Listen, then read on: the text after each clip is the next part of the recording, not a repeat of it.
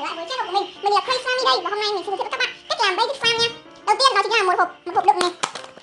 Tiếp theo là hương, thì hương không cần thiết đâu, thì các bạn để lấy hương khác được. Thế hôm nay mình sẽ dùng hương chocolate.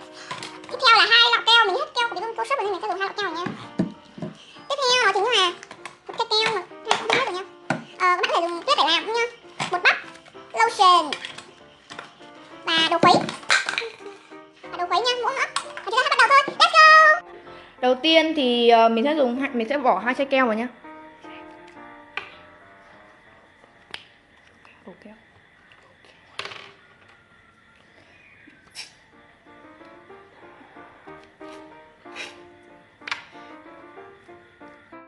Ta-da! Và sau khi mình đổ xong thì mình sẽ khuậy đều ra nha.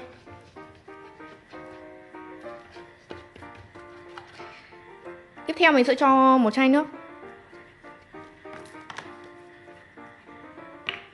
Mình sẽ cho nước nha. Ta-da! Và mình đã cho xong nước rồi. Bây giờ mình thì sẽ quậy lên nha.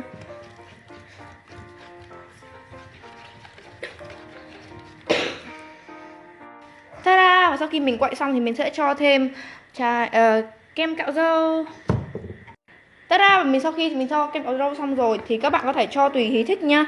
Thì nếu cho nhiều thì thành fluffy slime nha. Rồi mình sẽ khuậy đều lên.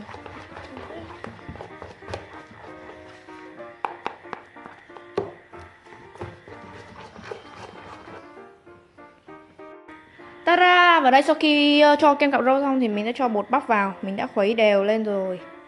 Đây. Để mình sẽ khuấy thêm nha. Tiếp theo mình sẽ cho lotion vào nha.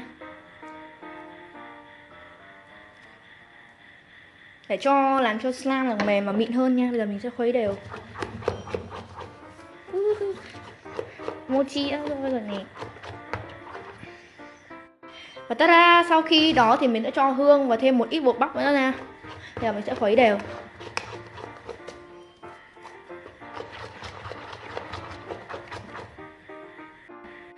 Ta-da! Và sau khi mình quậy xong rồi thì mình sẽ cho một ít activator nhé.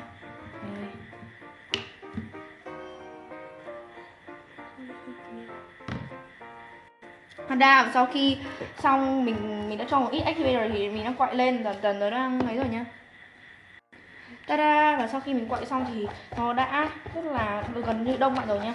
Tiếp theo mình sẽ cho thêm một ít nữa nha. Cho ít thôi nha, nếu không các bạn muốn slime nó sẽ bị đông lại. Dần nó đã đông vào rồi nha.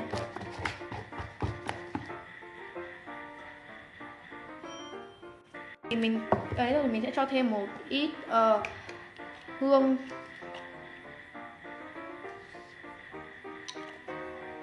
Đây mình có hơi dơ nên là thông cảm nhé. Phải đều lên cho nó hương nó thơm. Sô-cô-la chocolate. Ok.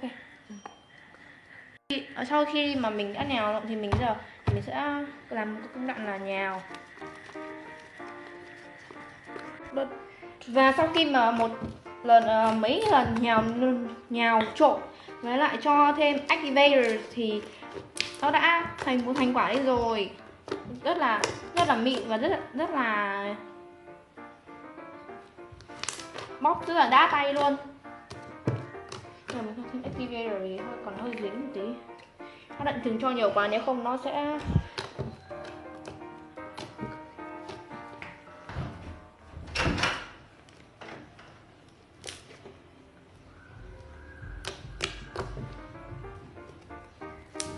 và ta-da! Và cảm ơn mọi người đã xem video của mình nha. Nhớ like, share cũng như subscribe nha. Bye bye.